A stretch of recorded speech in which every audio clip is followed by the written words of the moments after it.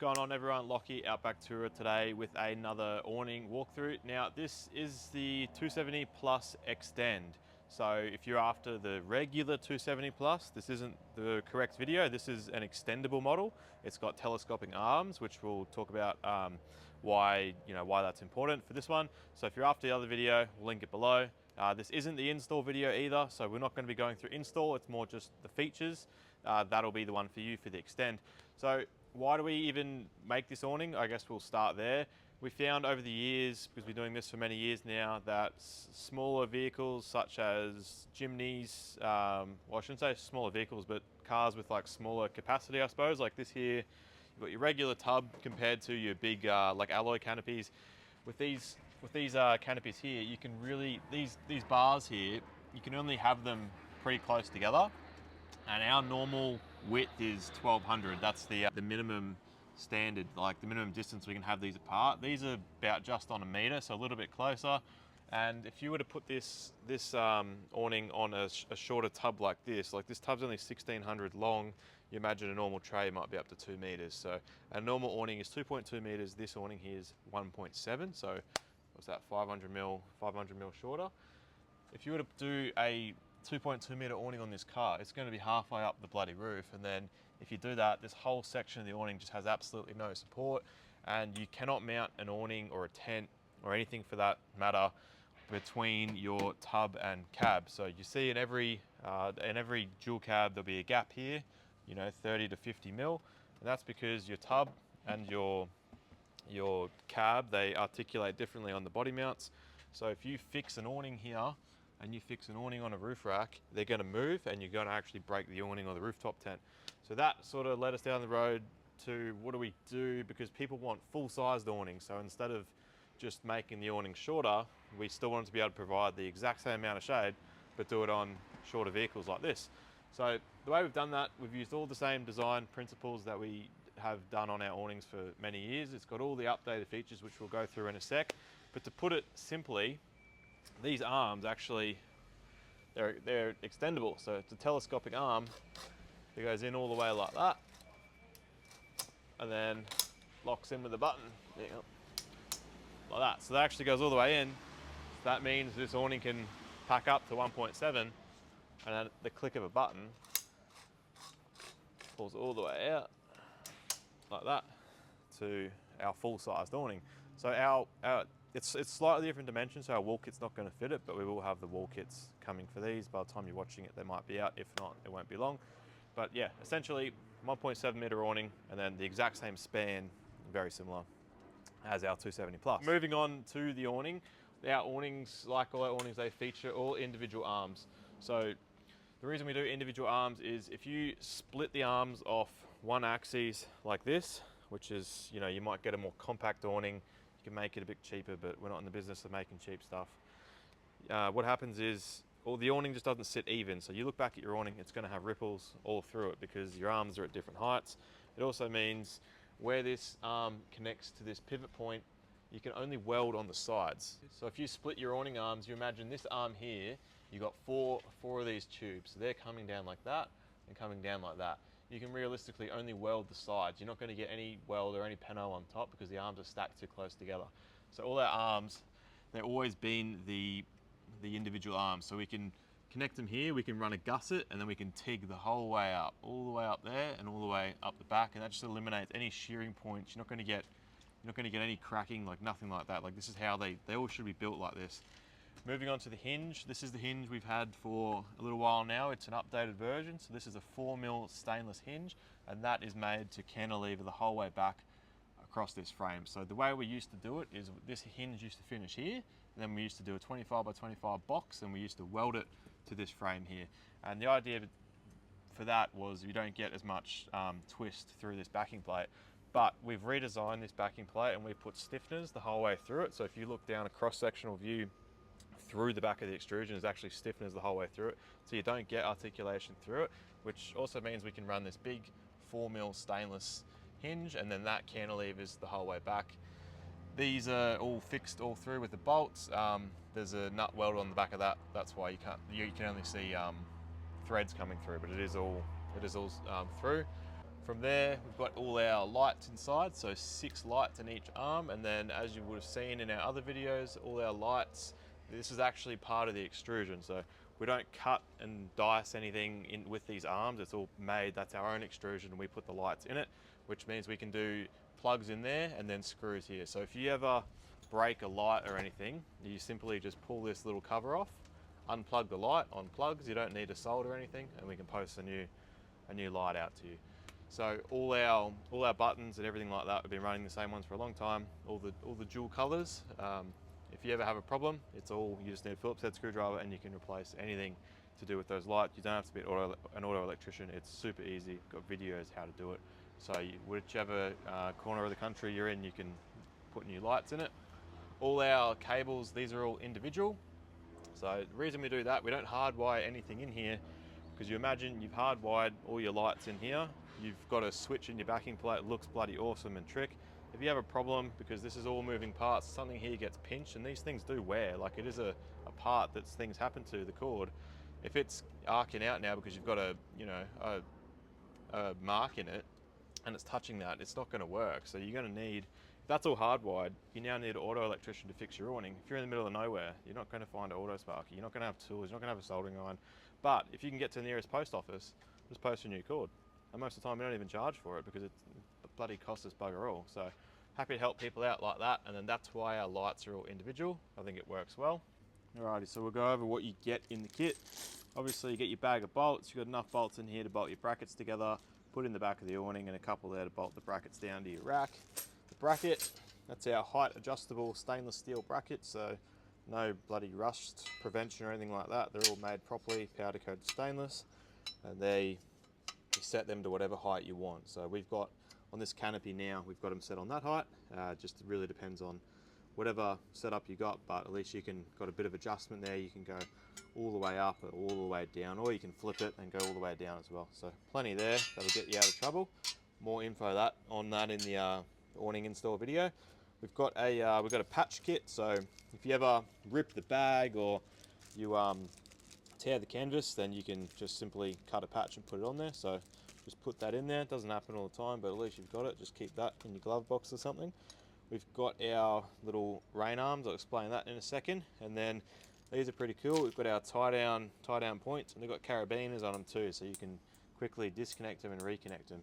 I reckon Christian was hounding me for about 6 months to put these on our awning, so he'll be very happy when he watches this that we've got those on.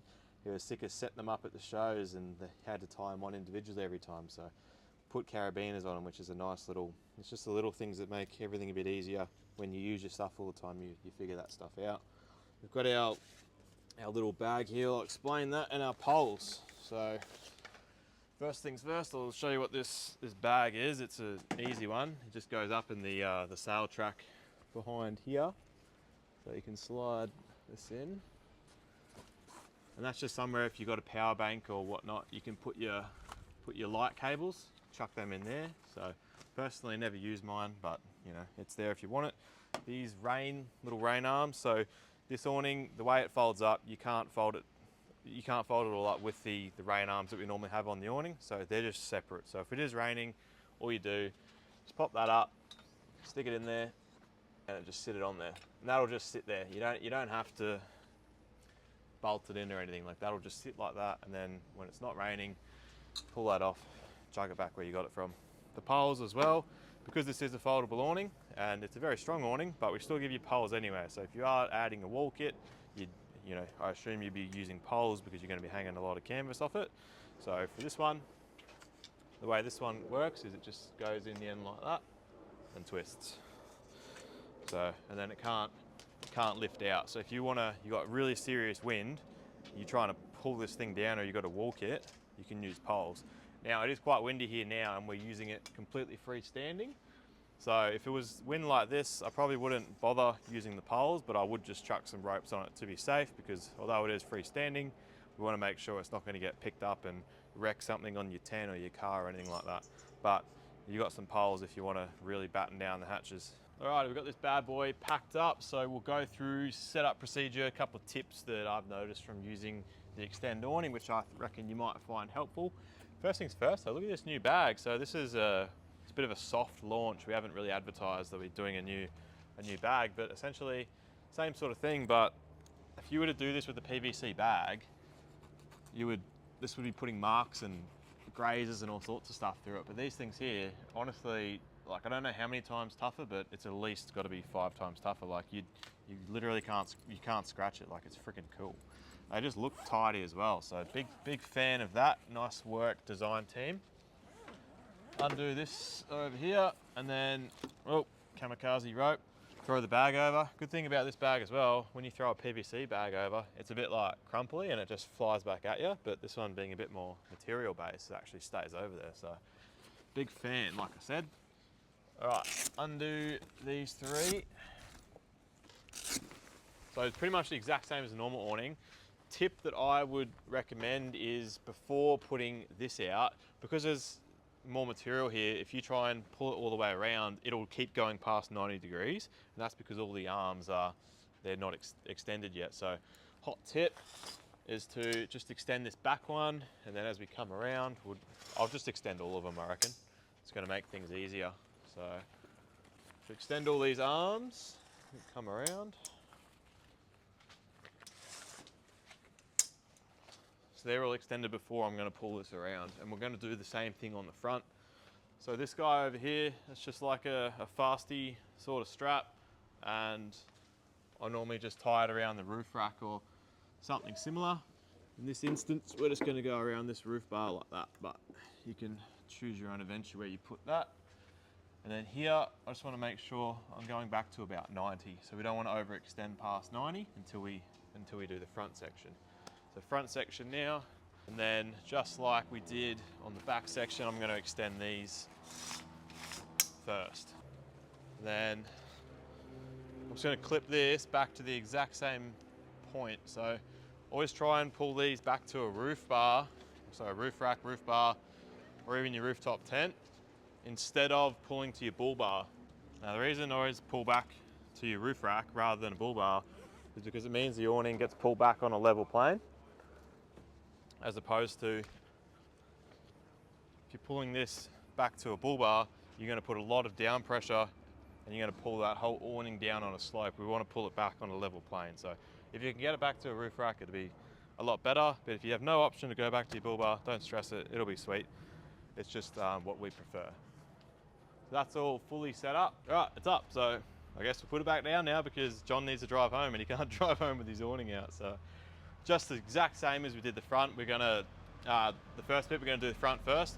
So something to note here, there's a little rubber stopper on this arm, and just remember that in a minute's time when I fold this front arm. But this rubber stopper is designed to sit against this frame.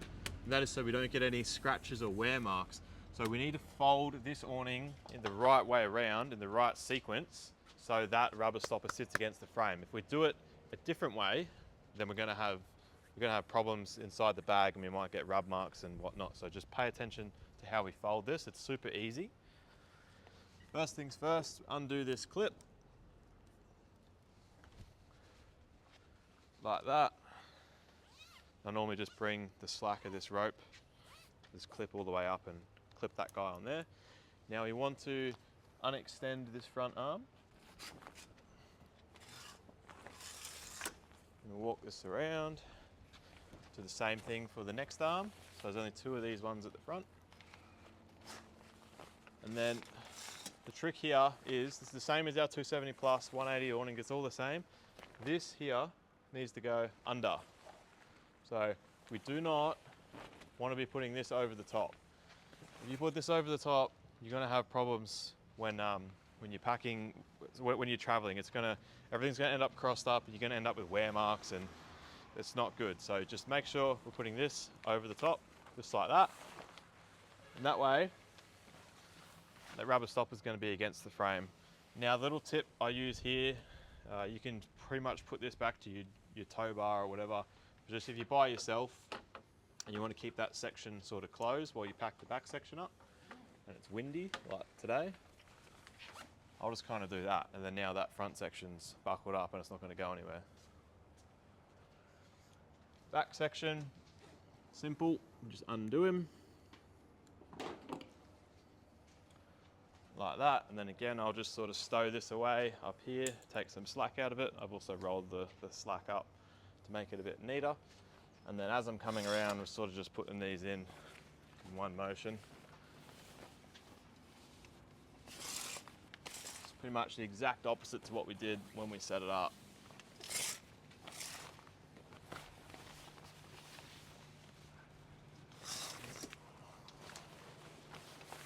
From there, it all comes around, and then we need to get our little straps out from on top. So we've got one there, and then we got two, we got three. So from there, we can start to roll this thing up. So I just kind of push it all into the middle, like that. And then literally, the tighter roll, the better it's going to look in the bag. So just tuck all that in there.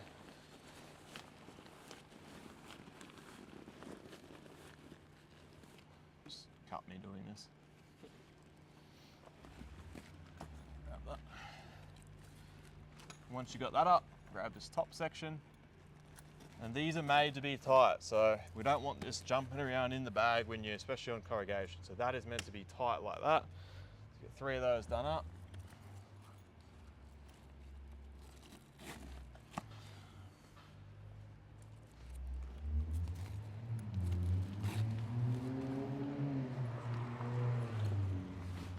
Flip our bag back over. At